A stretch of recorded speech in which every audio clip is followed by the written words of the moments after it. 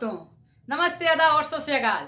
आप सभी का एक बार फिर से आपके अपने चैनल पे जोरदार स्वागत है। तो जैसा कि हम लोग अपने बोर्ड सीबीएसई बोर्ड 2022 के अनुसार अपने सभी चैप्टर्स जो भी एग्जाम में आने वाले हैं उसका क्विक रिकैप करके, क्विक रिव्यू करके, बहुत ही कम टाइम में पढ़ के वन शॉट वीडियो हम लोग पढ़ रहे हैं। ठीक है, तो उसी वन शॉट वीडियो के क्रम को आगे बढ़ाते हुए आज हम आप सभी के लिए बायोलॉजी का एक और नया चैप्टर जिसका कि नाम है आवर एनवायरनमेंट लेकर के आए हैं। ठीक है, तो इस वीडियो को अंत तक देखिएगा, सीखिएगा, समझिएगा, क्योंकि अब बोर्ड में यह टाइम है नहीं। ठीक है, तो जल्दी से जल्दी मुझे इस सीरीज को खत्म करना है ताकि आप लोग का बहुत ज्यादा फायदा हो सके और इसके बाद मैं आप लोग के लिए इंपॉर्टेंट क्वेश्चन का सीरीज लेकर के आऊंगा। ठीक है, तो चलिए आज के इस टॉपिक को, आज के इस लेक्चर को स्टार्ट करते हैं। तो जैसा कि आप लोगों को बोर्ड पे दिख रहा होगा, मैंने अवर मोमेंट चैप्टर जैसा कि है लिखा है, उसमें सीबीएसई के सिलेबस के मुताबिक हम लोग को क्या क्या पढ़ना है वो मैंने लिखा है। इकोसिस्टम पढ़ना है, इन्वायरमेंटल प्रॉब्लम पढ़ना है, वेस्टेज एंड देयर सॉल्यूशन पढ़ना है, बायोडिग्रेडेबल एंड नॉन बायोडिग्रेडेबल पढ़ना है और ओजोन डिप्लेशन क्या होता है वो पढ़ना है। तो बिना समय बर्बाद किए, बिना फालतू का बकवास किए, कॉपी पेन निकालिए, रूम को लॉक कीजिए, ठंडे का दिन में रजाई के अंदर घुसिए और किताब कॉपी खोल के नोट्स बनाना स्टार्ट कीजिए। ओके, तो लेट्स स्टार्ट आवर लेक्चर। हाँ दोस्तों, तो आवर एनवायरनमेंट चैप्टर क्यों पढ़ना पड़ रहा है और क्या है, ठीक है, वो पहले हम लोग समझते हैं फिर आगे बढ़ेंगे। आवर एनवायरनमेंट क्या है? आवर एनवायरनमेंट मतलब हमारा पर्यावरण। तो पर्यावरण क्या होता है? हमारे चारों ओर का आवरण हम लोग क्या बोलते हैं? पर्यावरण बोलते हैं। उसी को इंग्लिश में क्या बोलते हैं? एनवायरनमेंट बोलते हैं। ओके, तो हमारे चारों ओर का आवरण का मतलब क्या हुआ? हमारे चारों ओर का आवरण का मतलब हुआ पेड़ पौधा। मतलब चारों ओर क्या है, हम किससे घिरे हुए, हमारे चारों ओर क्या पाया जाता है, इसी को हम लोग आवरण बोलते हैं। तो हमारे चारों ओर का आवरण क्या है? क्या क्या पाया जाता है हमारे चारों ओर? पूर्व, पश्चिम, उत्तर, दक्षिण में क्या क्या पाया जाता है? तो अगर पेड़ पौधा, पक्षी, है ना, वायु, जल, आकाश, मिट्टी, तालाब, पोखर, झरना, नदी इत्यादि, मतलब और भी कुछ, है ना। तो मतलब पर्यावरण किसको कहेंगे? हमारे चारों ओर का आवरण को क्या बोलेंगे? पर्यावरण। मतलब सम्मिलित पशु, पक्षी, मनुष्य, पेड़ पौधा, समुद्र, तालाब, नदी, पोखर, झरना, सभी के सम्मिलित होने के बाद, ठीक है, सभी के सम्मिलित से जो एक एनवायरनमेंट डेवलप होता है, ठीक है, उसी को हम लोग क्या बोलते हैं? एनवायरनमेंट। सभी के सम्मिलित को क्या बोलते हैं? एनवायरनमेंट बोलते हैं। सभी एक साथ आ जाए तो क्या बन जाएगा? एनवायरनमेंट बन जाएगा। ठीक है, तो एनवायरनमेंट क्या है समझिए। मतलब हमारे चारों ओर का आवरण को हम लोग क्या बोलते हैं? पर्यावरण बोलते हैं, मतलब एनवायरनमेंट बोलते हैं। ठीक है, समझ गए एनवायरनमेंट किसको बोलता है? मतलब पेड़ पौधा, जल, नदी, तालाब, मनुष्य, पक्षी, पक्षी सब क्या है? As a part of environment. और सभी को मिला दे तो क्या बन जाता है? एनवायरनमेंट बन जाता है। ठीक है, समझ गए सर? एनवायरनमेंट समझ गए। क्यों पढ़ना पड़ रहा है सर इस चैप्टर के बारे में? आखिर क्या वजह है सर कि बोर्ड ने इस चैप्टर को सिलेबस में रखा? हमें इसलिए पढ़ना पड़ रहा है इस चैप्टर को क्योंकि इन्वायरमेंट हम लोग देख रहे हैं टाइम टू टाइम क्या हो रहा है। इम्बैलेंस जो इन्वायरमेंट है, जो पर्यावरण है, उसमें कई अजीबोगरीब घटनाएं घट रही है। तो क्यों घट रही है? यदि हम इस इन्वायरमेंट को समझेंगे नहीं, इस पर्यावरण को जानेंगे नहीं, तो समस्याओं का कारण ढूंढ नहीं पाएंगे। और यदि कारण ढूंढेंगे नहीं तो हमारे भविष्य में बहुत बड़ा खतरा आएगा। तो इसलिए हम लोग को इस चैप्टर पढ़ना बहुत जरूरी है ताकि हम अपने पर्यावरण को समझ सके, इसकी कलाकृति को समझ सके, इसके रहस्य को समझ सके। ठीक है, और समझने के बाद हम एक डिसीजन ले सके। ठीक है, इस समझ बूझ करके, है ना, अपने माइंड से, अपने मेहनत से, ठीक है, इसको और सुंदर और खूबसूरत और इसका भलाई कर सके। इसलिए हम लोग को ये चैप्टर पढ़ना पड़ रहा है। ठीक है, बहुत अच्छा बात। तो पहला ट्रिक क्या है? Biodegradable substances and non biodegradable substances, जो कि एग्जाम में आने वाला है, तो हम लोग जाइए जानते हैं क्या है biodegradable substances. Those material which can be decomposed by the action of microorganism in a course of time are called biodegradable substances. और दूसरा क्या है? non biodegradable substances. Those material which cannot be decomposed by the action of microorganism called non biodegradable substances. मतलब वो पदार्थ, वो सामान, वो वस्तु जो कि माइक्रो ऑर्गेनिज्म के द्वारा कुछ समय के अंतराल में, यानी कुछ समय टाइम ऑफ पीरियड के बीच डिकम्पोज कर दिया जाता हो। डिकम्पोज का मतलब क्या होता है? डिकम्पोज का मतलब होता है उसको नष्ट कर दिया जाता हो, उसको क्या बोलते हैं, समाप्त कर दिया जाता हो, पूरी तरह से खंडित में तोड़ दिया जाता हो, उसको हम लोग डिकम्पोज बोलेंगे। ठीक है, यानी कि वो वस्तु, वो पदार्थ, वो चीज, ठीक है, जो कि माइक्रो ऑर्गेनिज्म यानी कि जीवाणु, ठीक है, छोटा जीव, सूक्ष्म जीव, माइक्रो ऑर्गेनिज्म के द्वारा समाप्त कर दिया जाता हो, खंडित कर दिया जाता हो या डिकम्पोज कर दिया जाता हो, उस सब्सटेंस को हम लोग बायोडिग्रेडेबल सब्सटेंसेस कहेंगे। ठीक है, ठीक। और जो सब्सटेंस, जो वस्तु, जो सामान, जो पदार्थ माइक्रो ऑर्गेनिज्म के द्वारा कोर्स ऑफ टाइम में डिकम्पोज नहीं हो पाता हो, उसको हम लोग नॉन बायोडिग्रेडेबल सब्सटेंसेस कहेंगे। ठीक है, समझ में आ गया? बहुत बढ़िया। अब हम लोग बढ़ते हैं आगे कि बायोडिग्रेडेबल वेस्ट सब्सटेंस जो है क्या क्या है सर, नॉन बायोडिग्रेडेबल सब्सटेंसेस क्या क्या है सर। तो आइए हम लोग उस पर चर्चा करते हैं। हाँ दोस्तों, तो बायोडिग्रेडेबल सब्सटेंसेस क्या क्या है? पेपर होता है, वुड होता है, लेदर होता है, एनिमल बोन्स होता है, लिप्स होता है, इटीसी। मैंने 4-5 दर्शाया है, ठीक है, परंतु इनफिनाइट मतलब बहुत सारा संख्या में है बायोडिग्रेडेबल वेस्ट। ठीक है, मतलब बायोडिग्रेडेबल सब्सटेंसेस जो है वो बहुत कुछ होता है, मैंने 4-5 का ही नाम लिखा है। ठीक है, लेदर हो गया, वुड हो गया, लिप्स हो गया, पेपर हो गया। अब ये सब क्या है? बायोडिग्रेडेबल सब्सटेंसेस होता है जो कि माइक्रो ऑर्गेनिज्म के द्वारा खंडित कर जाता है और उसको समाप्त कर दिया जाता है और नेचर में मिला दिया जाता है। ठीक है, ये तो बायोडिग्रेडेबल सब्सटेंसेस हो गया। अब नॉन बायोडिग्रेडेबल सब्सटेंसेस क्या हुआ? जिसको कि माइक्रो ऑर्गेनिज्म के द्वारा नष्ट नहीं किया जा सकता। वो क्या है? Plastics, polythenes, synthetic fibre, DDT यानी कि dichloro diphenyl trichloro ethane, ball pen refill, इसके अलावा ये रेडियो एक्टिव वेव्स, ठीक है, और भी बहुत कुछ होता है।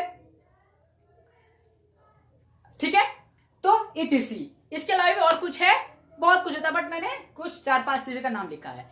तो सर आप समझ गए, ठीक है, कि बायोडिग्रेडेबल सब्सटेंसेस क्या होता है, नॉन बायोडिग्रेडेबल सब्सटेंसेस क्या होता है। मतलब वो पदार्थ, वो वस्तु, वो सामान जो कि माइक्रो ऑर्गेनिज्म के द्वारा समाप्त कर दिया जाता है, खंडित कर दिया जाता है, मतलब पूरी तरह से डिकम्पोज कर दिया जाता है, नेचर में फिर से कन्वर्ट कर दिया जाता है। ठीक है, तो उसको बायोडिग्रेडेबल सब्सटेंस बोलेंगे। लेकिन जो माइक्रो ऑर्गेनिज्म के द्वारा या किसी भी ह्यूमन एक्टिविटीज के द्वारा उसको हम लोग खंडित नहीं कर सकते, उसको हम लोग डिकम्पोज नहीं कर सकते, समाप्त नहीं कर सकते, ठीक है, उसको हम लोग नॉन बायोडिग्रेडेबल वेस्ट बोलेंगे। मतलब ये सब वस्तु जो है, मतलब कि नेचर के लास्ट तक टाइम तक ये मतलब नेचर में यानी कि धरती पे रहेगा मौजूद, इसको डिकम्पोज नहीं किया जा सकता है। ठीक है, लास्ट टाइम में ये इसका अस्तित्व बरकरार रहेगा, अस्तित्व में थोड़ा सा भी 4 से 5 होने वाला नहीं है, इस अस्तित्व में कोई चेंजेस नहीं आएगा, ये जस कब तक रहेगा नेचर में। ठीक है, तो ये था बायोडिग्रेडेबल और नॉन बायोडिग्रेडेबल सब्सटेंसेस के बारे में। अब हम लोग बढ़ते हैं आगे। हाँ दोस्तों, तो अब पढ़ेंगे इकोसिस्टम क्या है दोस्तों। ठीक है, इन्वायरमेंट तो जान गए, यानी कि सारा जीव जंतु, पेड़ पौधा, नल नदी, तालाब आदि इत्यादि मिलकर के क्या बन जाता है? इन्वायरमेंट बन जाता है ना। यानी सभी को सम्मिलित कर दे, सभी को मिला दे तो क्या बन जाएगा? इन्वायरमेंट बन जाएगा, है ना। जिस तरह चावल, दाल, नमक, हल्दी, पानी, गैस को मिला दे तो क्या बन जाएगा? खिचड़ी बन जाएगा। उसी तरह सभी प्राणी, जीव जंतु, पेड़ पौधा, नल को मिला दे तो क्या बन जाएगा सर? इको क्या बन जाएगा? इन्वायरमेंट बन जाएगा। और उसी इन्वायरमेंट का एक पार्ट है इकोसिस्टम, समझे। यानी इन्वायरमेंट के अंदर क्या है? इन्वायरमेंट का हिस्सा क्या है? इकोसिस्टम। और इकोसिस्टम किसको बोलेंगे सर? इकोसिस्टम नाम में ही है system. A well-defined system is known as ecosystem। मतलब एक well-defined मतलब एक पूरी तरह से सभ्य, ठीक है, सभ्य सिस्टम को हम लोग पूरी तरह से सभ्य डिफाइंड, ठीक है, उसको हम लोग इकोसिस्टम बोलेंगे। अगर डेफिनेशन पे जाए तो क्या लिखा हुआ है समझने का प्रयास करते हैं। An ecosystem is a self-continued unit of living things such as plant, animal and decomposer and their non-living environment। Soil, air and water. फिर क्या है कि दूसरा point, an ecosystem uses only sunlight as a input for its functioning. An example of ecosystem is that forest, grassland, desert, a mountain, etc. ठीक है, तो क्या कह रहा है सर? कह रहा है a unit of living things, मतलब वो सिस्टम जिसमें यूनिट ऑफ लिविंग थिंग्स भी मौजूद हो, such as plant, animal, decomposer, और उसके साथ साथ नॉन लिविंग थिंग भी मौजूद हो, such as air, water and land, called ecosystem. मतलब इकोसिस्टम का मतलब क्या हो गया? एक वेल डिफाइंड, एक वेल फंक्शनिंग, एक प्रॉपर मैनर में अरेंज्ड, जिसका सबका कुछ ना कुछ फंक्शन हो, सबका कुछ ना कुछ काम हो, उस तरह के अरेंज सिस्टम को हम लोग इकोसिस्टम बोलेंगे। और उसका हिस्सा क्या होगा? उसका पार्ट क्या होगा? उसका पार्ट होगा सर प्लांट होगा सर, एनिमल्स होगा सर, ह्यूमंस होगा सर, और पेड़ होगा सर, पौधा होगा सर, पानी होगा सर, एयर होगा सर, तालाब होगा सर। मतलब इन्वायरमेंट का हिस्सा है, तो इन्वायरमेंट के कुछ चीजों से ही मिलकर के इकोसिस्टम बनेगा सर। ठीक है, मतलब एक proper functioning well defined system को हम लोग इकोसिस्टम बोलते हैं। इन्वायरमेंट है तो इन्वायरमेंट में बहुत कुछ पाया जा रहा है ना, ठीक है, वही बहुत कुछ को मिल करके एक सिस्टम फॉर्म करता है। ठीक है, वही बहुत कुछ जो पेड़ पौधा, नल, तालाब आदि जो पाया जाता है उसी में, ठीक है, वही सब मिल करके जो है कुछ मिल करके एक इकोसिस्टम का निर्माण करता है। एक वेल डिफाइंड सिस्टम में है ना, सिस्टमैटिक मैनर से जब मिलता है तो उसी वेल डिफाइंड सिस्टम को हम लोग क्या बोलते हैं? इकोसिस्टम बोलते हैं। और इन्वायरमेंट में, एक पर्यावरण में बहुत सारा जो पर्यावरण है, बहुत सारा इकोसिस्टम आपको देखने को मिल सकता है। कौन कौन सा सर? फॉरेस्ट भी क्या है? एक तरह का इकोसिस्टम है। नहीं है? जीव जंतु है, हाँ है। नॉन लिविंग थिंग है, मतलब लिविंग थिंग और नॉन लिविंग थिंग का कॉम्बिनेशन है, एक सिस्टम डेवलप्ड है। ठीक है, तो वो क्या हो गया? इकोसिस्टम हो गया। ग्रासलैंड में बहुत सारा जीव जंतु पाया जाता है, ग्रास पाया जाता है, लैंड पाया जा रहा है, एयर पाया है, वाटर पाया जा रहा है, तो वो भी क्या हो गया? इकोसिस्टम हो गया। दोनों कॉम्बिनेशन से मिल रहा है, सब कुछ सिस्टमैटिक ढंग में है। ठीक है, सिस्टम एक बना रहा है, वो क्या हो गया? इकोसिस्टम हो गया। डेजर्ट एक इकोसिस्टम है, वहां भी मिट्टी है, पानी है, हवा है, जानवर है, पेड़ पौधा है, यानी वो भी एक तरह क्या बना रहा है? इकोसिस्टम। लेकिन सब किसका हिस्सा है? सब इन्वायरमेंट का हिस्सा है, लेकिन अलग अलग एक सिस्टम फॉर्म कर रहा है अपने अपने एरिया में, तो वो क्या बन गया? इकोसिस्टम बन गया। यदि हम लोग एक एग्जांपल तो समझना चाहे इकोसिस्टम को, एक कंपनी है, ठीक है, उसका बॉस है, मैनेजर है, कुछ कलीग्स है, कुछ स्टाफ्स हैं, ठीक है, तो क्या हो गया? एक सिस्टम, एक कंपनी का फॉर्मेशन हुआ कि नहीं हुआ? वो सब मिलकर क्या किया? कंपनी बनाए कि नहीं बनाए? तो उसी तरह इकोसिस्टम मतलब कंपनी समझ लीजिए। एक कंपनी है जिसका कि बॉस पाए, उसे बॉस भी जरूरी है, मैनेजर भी जरूरी है, कुछ स्टाफ भी जरूरी है, कुछ वर्कर भी जरूरी है, तो क्या बन गया? सभी को मिल करके, सभी मिलजुल के काम करते हैं, किसके लिए? उस कंपनी के लिए, यानी कि उस इकोसिस्टम के लिए। ठीक है, तो यहां पे क्या हो गया? सभी चीज, living things, non living thing, system manner ना, सिस्टमिक ढंग से एक सिस्टम के रूप में आए, मिले, संगठित हुए और किसका निर्माण किए? एक इकोसिस्टम का निर्माण किए। यदि हम लोग दूसरा एग्जांपल देखना चाहें, सबसे बेस्ट एग्जांपल स्कूल का ले लीजिए। स्कूल भी क्या है? इस तरह का इकोसिस्टम का ही पार्ट है, इकोसिस्टम ही है। अगर हम लोग देखना चाहें तो स्कूल भी क्या है? इकोसिस्टम है। स्कूल में प्रिंसिपल होता है, डायरेक्टर होता है, वाइस प्रिंसिपल होता है, कुछ टीचिंग स्टाफ होते हैं, कुछ नॉन टीचिंग स्टाफ होते हैं और कुछ स्टूडेंट होते हैं। मतलब उस स्कूल को बनाने में, मतलब उस इकोसिस्टम को बनाने में एक सिस्टम है ना? उस इकोसिस्टम को बनाने में, स्कूल को बनाने में एक सिस्टम फॉलो हुआ है, एक रूल रेगुलेशन फॉलो हुआ है, सबका कुछ ना कुछ काम बांटा गया है कि नहीं? प्रिंसिपल का अलग काम, डायरेक्टर का अलग काम, टीचिंग स्टाफ का अलग काम, नॉन टीचिंग स्टाफ का अलग काम, स्टूडेंट का अलग काम, और सभी उस स्कूल को परफॉर्म करवाने में, आगे बढ़ाने में क्या मदद कर रहे हैं, उसे संगठित करने में, सिस्टमैटिक ढंग से वर्क करने में क्या कर रहे हैं? अपना अपना योगदान दे रहे हैं। दे रहे कि नहीं दे रहे? बिल्कुल दे रहे हैं। तो स्कूल भी क्या हो गया? एक तरह का इकोसिस्टम ही तो हो गया, उसमें सभी तो हैं।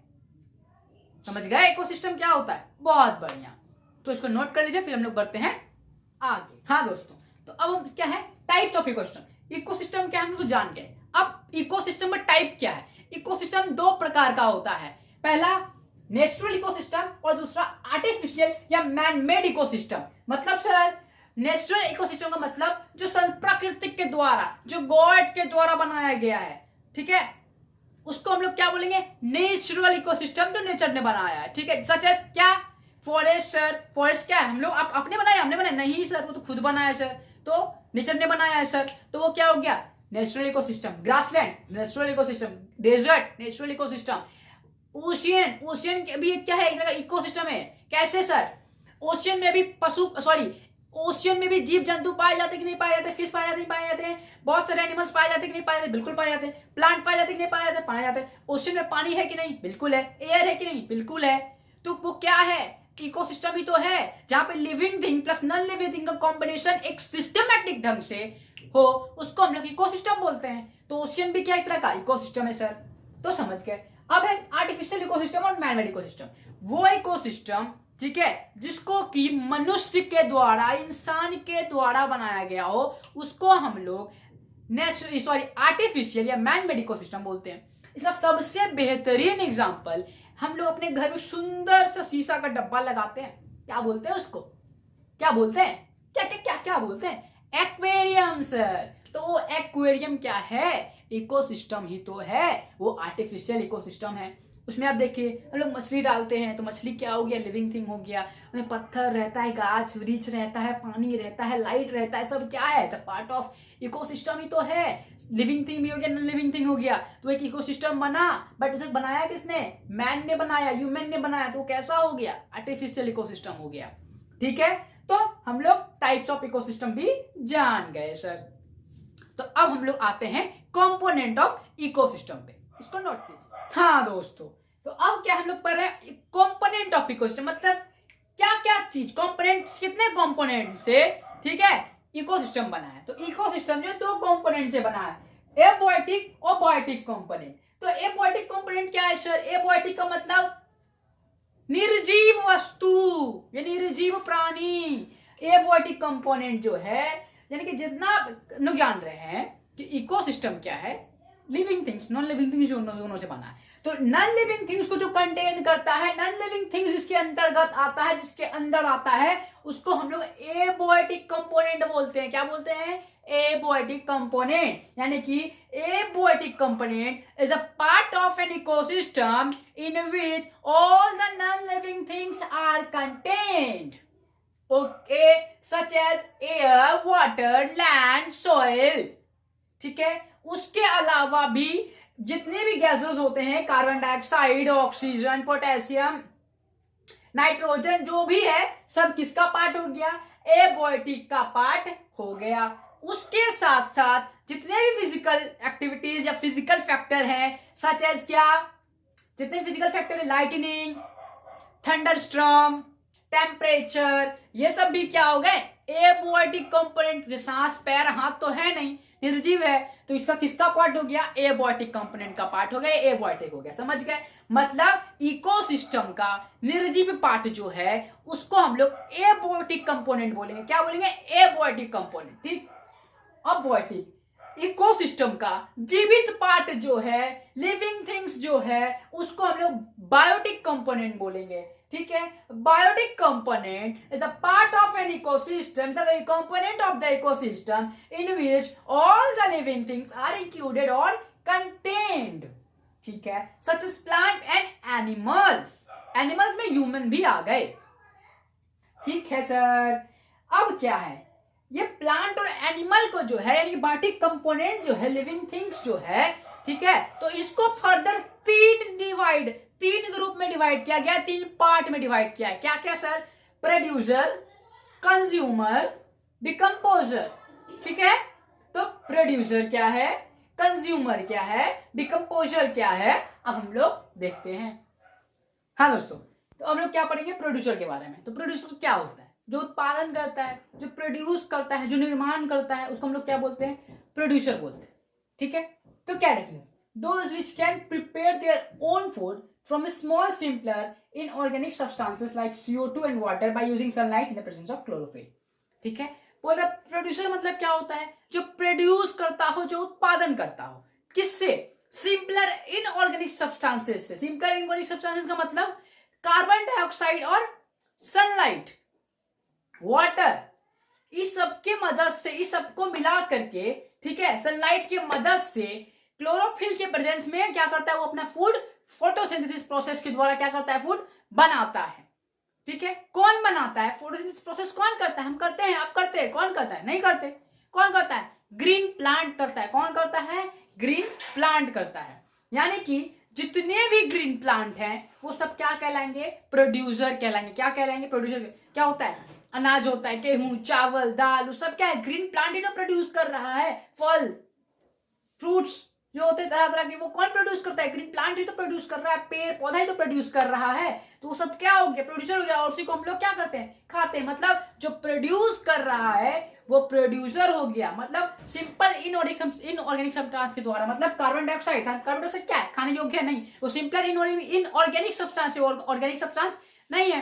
परंतु उसके इस्तेमाल से, सनलाइट के हेल्प से क्या कर रहा है, वो ऑर्गेनिक सब्सटेंस बना रहा है, वो प्रोड्यूस कर रहा है अनाज और फ्रूट्स पैदा कर रहा है, जो कि हम लोग गेन करते हैं, हम लोग कंज्यूम करते हैं। यानी कि जो प्रोड्यूस करे, जो बनाए, वो क्या कहलाएगा, प्रोड्यूसर। और बनाता कौन है, ग्रीन प्लांट। और सर्टेन ब्लू अलगाई भी क्या करता है, अपना खाना खुद से बनाता है, प्रोड्यूस करता है। ठीक है, जो अपना खाना खुद से बनाए, प्रोड्यूस करे, उसको हम लोग प्रोड्यूसर बोलते हैं। और प्रोड्यूसर के द्वारा बनाया गया खाना जो कंज्यूम करे, जो गेन करे, उसको हम लोग क्या बोलते हैं, कंज्यूमर बोलते हैं। क्या है, those who can consume food produced by producer called consumer. मतलब जो प्रोड्यूसर के द्वारा बनाया गया खाना खाता है, मतलब बना बनाया खाना जो खाता है, वो सब क्या कहलाएगा, कंज्यूमर कहलाएगा। कौन है कंज्यूमर, हम, आप। All the animals are called consumer. ठीक है, यानी जितने भी एनिमल वो क्या करते हैं, अपना खाना खुद से बनाते हैं। फोटोसिंथेसिस सिंपलर इनऑर्गेनिक सब्सटेंस से हम लोग खाना बनाते हैं, नहीं बनाते। हम लोग खाना बनाया अनाज को हम लोग पका के खाते हैं, है ना। तो सिंपल ऑर्गेनिक सब्सटेंस तो बनाते नहीं है, बना बनाया मिलता है, तोड़ते हैं, घास से खा लेते हैं। तो हम लोग क्या हो गए, कंज्यूमर हो गए। ठीक है, ऑल द एनिमल। ठीक है, क्या हो गया, कंज्यूमर हो गया। तो प्रोड्यूसर क्या है समझ गए, कंज्यूमर क्या है समझ गए। परंतु कंज्यूमर भी क्या है, 3 तरह का होता है। क्या क्या, हार्बीवोर, कार्निवोर और ओमनीवोर। ठीक है, तो हार्बीवोर किसको बोलेंगे sir, all the plant eater are called herbivore. मतलब जितने भी प्लांट ईटर हैं, जितने भी जीव जंतु, पेड़ पौधा, पशु पक्षी, क्या जो भी प्लांट खाते हैं, जितने भी एनिमल्स प्लांट खाते हैं, वो सब क्या कहलाएंगे, हार्बीवोर कहलाएंगे। ठीक है, कौन कौन प्लांट ईटर है, cow, buffalo, goat, deer, elephant, all those are plant eater called herbivore. ठीक है, अब आता है कार्निवोर, ऑल द एनिमल, ठीक है, who can consume meat and flesh called carnivore. मतलब समझे, वो सारा एनिमल, ठीक है, वो सारा एनिमल जो कि मीट, मछली, अंडा, मुर्गा खाएगा, मटन खाएगा, फ्लेश खाएगा, वो सब क्या कहलाएगा, कार्निवोर खाएगा। अरे कहलाएगा, क्या कहलाएगा, कार्निवोर कहलाएगा। ठीक है, कौन कौन carnivore, lion, tiger, deer, sorry lion, tiger, है ना, फॉक्स, ये सब क्या है, कार्निवोर। ठीक है, लास्ट है ओमनीवोर। ओमनीवोर किसको कहेंगे, all those animal who can consume both, who can consume और who can eat both plant and flesh. ठीक है, मतलब जो प्लांट और फ्लैश, जो प्लांट भी यानी पेड़ पौधा भी खा रहा है, हरी साग सब्जियां भी खा रहा है, साथ में मीट, मुर्गा, मछली भी खा रहा है, वो क्या कहलाएगा, ओमनीवोर कहलाएगा। सबसे बेस्ट एग्जांपल ओमनीवोर का हम और आप क्या करते हैं, हम लोग रोटी सब्जी दाल भी खाते हैं, और मुर्गा मछली भी आऊं आऊं करके लेग पीस खाते हैं। खाते कि नहीं खाते, बिल्कुल खाते हैं। तो हम लोग क्या हो गए, ओमनीवोर हो गए। डॉग क्या हो गया, ओमनीवोर हो गया। कैट क्या हो गया, ओमनीवोर हो गया। ये सब है ना, खाता है। ठीक है, तो ओमनीवोर हो गए, यानी कि प्रोड्यूसर क्या हम लोग समझ गए, हम लोग कंज्यूमर समझ गए, तीनों प्रकार का कंज्यूमर हम लोग समझ गए। अब हम लोग जानते हैं डिकम्पोजर के बारे में। क्या है डिकम्पोजर, हाँ, तो अब हम लोग क्या पढ़ रहे हैं, डिकम्पोजर। डिकम्पोजर किसको बोलते हैं, क्या decomposer, the micro organism which break down the complex organic compound present in dead organism, ठीक है, such as plant and animal, and the product like faeces and urine it is into simpler substances। ठीक है, example bacteria and certain fungus etc। ठीक है, तो क्या है decomposer, decomposer वो वस्तु या वो प्राणी है जो कि, ठीक है, मरे गले सड़े पेड़ पौधा प्लांट को, ठीक है, सूक्ष्म से सिंपलर ऑर्गेनिक सब्सटेंसेस बोल रहा है ना, सिंपलर सब्सटेंसेस, मतलब तोड़ता है, खंडित करता है, उसको कंज्यूम करके उसको डिकम्पोज करता है। ठीक है, उसको छोटे छोटे मॉलिक्यूल्स में तोड़ने का काम करता है, उसको हम लोग क्या बोलते हैं, डिकम्पोज करते हैं। ठीक है, डिकम्पोजर करते हैं, मतलब वो प्राणी, ठीक है, वो माइक्रो ऑर्गेनिज्म जो कि किसी डेड प्राणी, डेड एनिमल्स या डेड प्लांट को डिकम्पोज करने का काम करता है, वो भी सिंपलर सब्सटेंसेस में, उसको हम लोग क्या बोलेंगे, डिकम्पोजर बोलेंगे। ठीक है, तो कौन कौन डिकम्पोज काम करता है, सब कुछ बैक्टीरिया है, फंगी है, वो सब क्या करता है, एज ए डिकम्पोजर वर्क करता है। ठीक है, डिकम्पोजर की तरह काम करता है। वो उस प्राणी, किसी भी सड़े गले मरे प्राणी जो देखते मर जाता है रोड पे फेंक देता है, कितना बदबू करता है, कितना इन्वायरमेंट में पोल्यूशन क्रिएट करता है। अगर उसको डिकम्पोजर, अगर माइक्रो ऑर्गेनिज्म या डिकम्पोजर नहीं होते तो क्या होता, वो ऐसे रहता, सड़ते रहता टाइम टू टाइम और वो बदबू करता, बीमारी फैलता तरह तरह का, है ना। परंतु ये माइक्रोऑर्गेनिज्म क्या करते हैं, उसको खा के खत्म कर देते हैं, उसको डिकम्पोज करते हैं, मिट्टी में मिला देते हैं, उसको बोलते हैं मिट्टी मिला देना, तो मिट्टी में मिला देते हैं उसको। ठीक है, तो कितना बड़ा इन्वायरमेंट को क्या कर रहे हैं, क्लीनिंग करने का काम कर रहे हैं। डिकम्पोजर ही होते हैं जो सारे गले प्लांट को डिकम्पोज करते हैं, मतलब जो भी एनिमल्स ने न्यूट्रिएंट्स गेन किया एनवायरमेंट से, ठीक है, प्रकृति से जो भी न्यूट्रिएंट्स लिया प्लांट और एनिमल्स ने, वो मर गया, वो न्यूट्रिएंट्स कहीं ना कहीं उसमें बॉडी में प्रेजेंट है, तो उसी न्यूट्रिएंट्स को वापस वो धरती में, उनके एनवायरमेंट में लाने का काम करता है। तो ये क्या करेगा, रिसाइकलिंग कर रहा है, और इसी प्रोसेस के कारण क्या और एनवायरमेंट का बैलेंस्ड है ना। परंतु अगर डिकम्पोजर नहीं होता तो ये जो प्रोसेस है ये नहीं हो पाता। मतलब जो प्लांट सॉइल से, मिट्टी से जो न्यूट्रिएंट्स गेन कर रहा है वो मर गया, तो वो दोबारा सॉइल में तो जाएगा नहीं अगर डिकम्पोजर नहीं रहेगा। परंतु क्या वो डिकम्पोजर क्या है, उस प्लांट को डिकम्पोज करके वो सारा न्यूट्रिएंट्स वापस सॉइल में पहुंचा रहा है, और इस साइकिल को कंप्लीट कर रहा है, इस नेचर को बैलेंस करने का काम कर रहा है। अब एक क्वेश्चन होता है, सर यदि ये डिकम्पोजर नहीं होता तो क्या होता है ना। यदि डिकम्पोजर नहीं होता ये साइकिल रुक जाता, जो न्यूट्रिएंट्स जो प्लांट और एनिमल जो गेन कर रहे हैं एनवायरमेंट से, नेचर से, वो दोबारा उसको नहीं मिलता है, डिकम्पोजर नहीं होते तो प्लांट्स और एनिमल्स के मरने के बाद, ठीक है, ये डिकम्पोजर नहीं होती तो वो सड़ते रहता, वो गलते रहता, बदबू करते रहता, बीमारियां फैलाते रहता। ठीक है, तो ये उसको खा करके, उसको डिकम्पोज करके क्लीनिंग एजेंट का भी काम कर रहे हैं। ठीक है, साथ साथ ये डिकम्पोज करके कुछ पदार्थ को क्या कर रहे हैं, डिकम्पोज करके मैन्योर बनाने का भी, खाद बनाने का भी माइक्रोऑर्गेनिज्म क्या करते हैं, काम करते हैं। तो ये सब इंपॉर्टेंस है डिकम्पोजर का। तो डिकम्पोजर नहीं रहेगा तो आप लोग जान रहे कितना बड़ा खतरा इस एनवायरमेंट के लिए पैदा हो सकता है। इसलिए माइक्रो ऑर्गेनिज्म भी होना बहुत ही आवश्यक है, डिकम्पोजर का होना भी बहुत ही आवश्यक है। ठीक है, तो आज का लेक्चर यहीं तक रहने देते हैं, ज्यादा लंबा खींचते नहीं है। जो टॉपिक बच गया है उसको हम लोग नेक्स्ट पार्ट में कंप्लीट करेंगे। ठीक है, तो इस वीडियो को पूरा देखिए, समझिए, जानिए, और कहीं भी डाउट हो तो कमेंट में जरूर बताएं। तब तक के लिए पढ़ाई करते रहिए। All the very best.